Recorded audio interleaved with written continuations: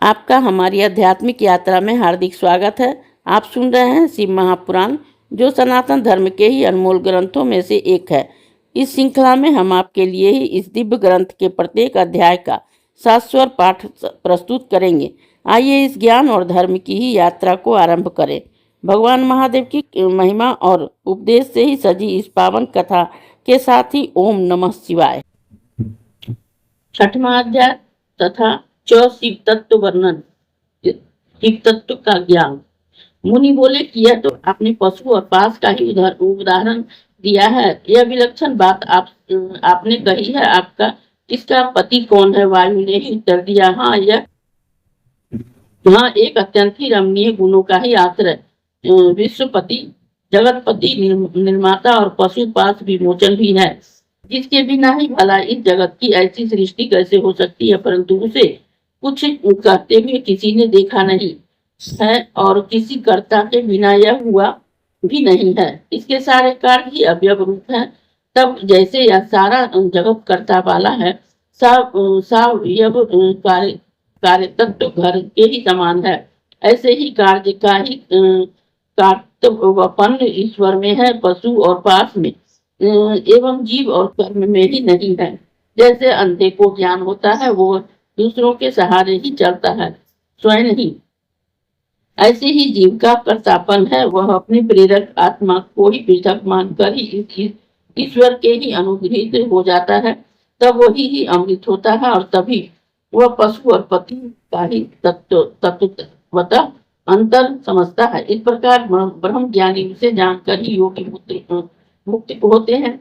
अक्षर अक्षर मिलकर ही व्यक्त अव्यक्त होते हैं और वही भव बंधन काटने वाला ईश्वर है, जिसके भोक्ता, योग और प्रेरक तीन रूप हैं। इसमें भिन्न और कुछ नहीं। जैसे तिलों में तेल, दूध में घृत, स्रोत में जल और अग्नि में अग्नि, वैसे ही अपनी आत्मा में भी परमात्मा विलक्षण रूप से स्थित है, जो सत्य और तपयुक्त होने से ही दिखाई पड़ता है। वह एक ही ईश्वर अपनी शक्तियों से सबके बस में किए हुए स्थित है। वह एक ही रुद्र है, दूसरा नहीं। यही सृष्टि का उत्पन्न करता, रक्षक और संघटता, यह सारा संसार उसी का तेज है। सब उसका ही मुख है और संसार के भुजा चरण विराट पुरुष के भुजा का ही चरण है। वही एक देवता स्वर्ग से ही पृथ्वी को उत्पन्न करने वाला है, देवताओं को उत्पन्न और पालन करने वाला है। देवताओं के पहले ही ब्रह्मा को उत्पन्न करता, विश्व उत्पादक और रुद्र नाम से ही कहा जाता है। जैसे महर्षियों और श्रुतियों ने सबसे ही अधिक कहा जाता है। उस वेद महान आदित्य वर्ण तम से ही परे प्रभु को मैं जानता हूँ, जो कि परमात्मा और जो इस प्रकार कुछ भी नहीं है तथा जिससे सारा जगत पूर्ण है, जो एक वृक्ष के समान ही स्तब्ध हो स्वर्ग में स्थित है और जिसके संकल्प से ही चराचर जगत होता है, जिससे ही सबके मुख, सिर और ग्रीवा है। वही सभी प्राणियों में स्थित है। वही सर्वव्यापी भगवान है, जिससे ही उसे ही सर्वगत शिव कहते हैं। वही सबको इस प्रकार आवृत कर स्थित है। वह सब इंद्रियों और गुणों के अभ्यास रूप है, किंतु इंद्रिय वर्जित है।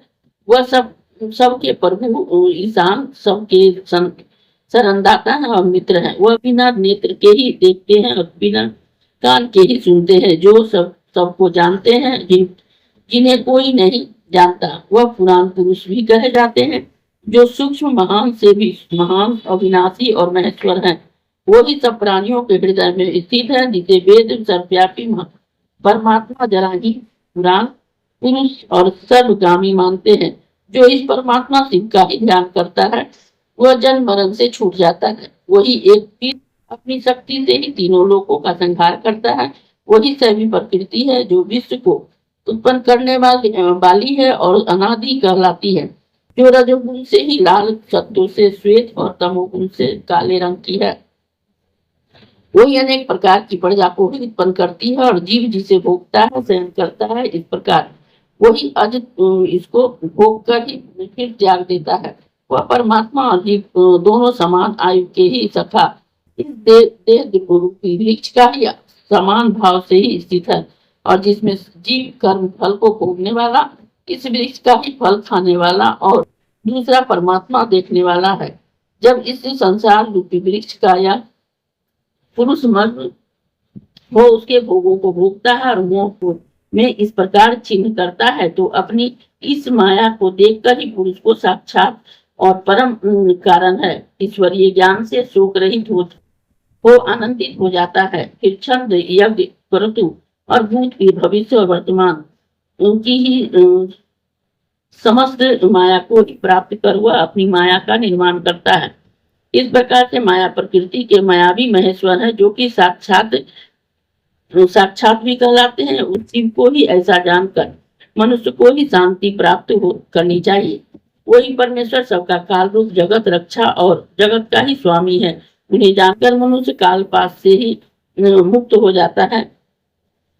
घृत परमाणु के समान ही वे शिव जी परम सूक्ष्म है और वह सब प्राणियों के भीतर वर्तमान है। जो ऐसा जानता है वो सब पापों से मुक्त हो जाता है। ऐसे वह परम देव विश्वकर्मा महेश्वर हैं। इस भाव से ही जो प्राणी उन्हें अपने हृदय में स्थित करके जान लेता है, उसे अमृत की ही प्राप्ति हो जाती है। वह सब ईश्वरों के इस विश्व में ही व्यापक है। वह ईश्वरों के भी ईश्वर और परम महेश्वर है। वह देवताओं के भी परम देवता और पतियों के भी पति भुवनेश्वर हैं। जो इस देव का ही भजन करते हैं, उन्हें और किसी साधन की आवश्यकता नहीं है। उनसे अधिक और उनके समान जगत में ही कोई नहीं है। उन्हीं की ही पराशक्ति सर्वत्र सुनाई पड़ती है। उन्हीं में ही वह ज्ञान, बल और क्रिया है, जिससे कि यह विश्व इस प्रकार ही आकृतिवान है। उसको ही उत्पन्न करने वाला कोई नहीं है। वह जन्म मल से परे है, उसका कोई कारण भी नहीं है। फिर भी वह एक ही सब प्राणियों में गूढ़ता से ही व्याप्त है। वही सभी प्राणियों के अंतरात्मा और धर्माध्यक्ष भी कहलाते हैं। जो सब भूतों में वास करने वाले साक्षी, चेतन और निर्गुण है, और जो एक ही शब्द है तथा युगों के वशकर्ता, विश्वात्मा और निष्क्रिय रहने वाले ये ही वश करता है। जो एक ही समय में ही सब जीवों को उनके कर्मानुसार ऐसी प्रजा को उत्पन्न कर देते हैं जैसे कि बीज करता है। जिन्हें मुक्ति से ही इच्छुक इस प्रकार से अपनी आत्मा में ही देखते हैं, उन महात्माओं की सर्वदा ही सुख की प्राप्ति होती है, अन्यों की नहीं। जो नित्यों को ही नित्य और चेतना को ही चेतन करने वाले हैं, एक ही स्वयं कामनाहीन होकर भी दूसरे को अनेक कामनादायक और जो संख्या योग से ही जानने योग्य है, कारण स्वरूप ही जगतपति शंकर है। ऐसा जानकर जीव कर्म बंधन से ही मुक्त हो जाता है। शिव जी ने ही पहले ब्रह्मा को रचकर उन्हें वेदों का ही उपदेश किया। मैं उन शिव की ही शरण में हूँ, जिनके जाने बिना दुखों का अंत नहीं होता। संन्यास आश्रम का ही यही पवित्र और पापनाशक ज्ञान है, जो वेदांत में परम गुप्त है और जो कि पूर्व कल्प में ही कहा गया है। यह मैंने बड़े भाग्य से ही ब्रह्मा जी के मुखारविंद से सुना था। इस श्रेष्ठ ज्ञान को ही किसी असंत पुरुष को न देवे, निपुत्री और सदाचारहीन अशिष्य को भी न दे। जो देव गुरु भक्ति परायण और उन्हें ही महात्मा के लिए ही मैंने यह कहा है, और उन्हीं का ही इसका प्रकाश होगा। संक्षेपतः जिसका यह आशय भी सुने तो प्रकृति से परे वे पुरुष है, जो कि सृष्टि को ही प्रकट करते हैं, समय पर ही संहार करते हैं। इस अध्याय के श्रवण हेतु आपका हृदय से धन्यवाद। हम आशा करते हैं कि शिव महापुराण की यह दिव्य कथा आपको आध्यात्मिक शांति और गहन ज्ञान प्रदान कर रही होगी। कृपया अगले अध्याय के लिए हमारे साथ जुड़े रहें और अपने सुझाव एवं भावनाएं कमेंट के माध्यम से अवश्य साझा करें। धर्म, भक्ति और ज्ञान की इस पावन यात्रा में आपका साथ हमारे लिए अत्यंत मूल्यवान है। ओम नमः शिवाय। यदि यह प्रस्तुति आपको पसंद आई हो, लाइक करें, कमेंट करें, सब्सक्राइब जरूर करें, बेल आइकॉन दबाना ना भूलें, ताकि अगला अध्याय आपसे छूटे नहीं। और इस पावन ज्ञान को ही शेयर करें अपने परिवार और मित्रों तक।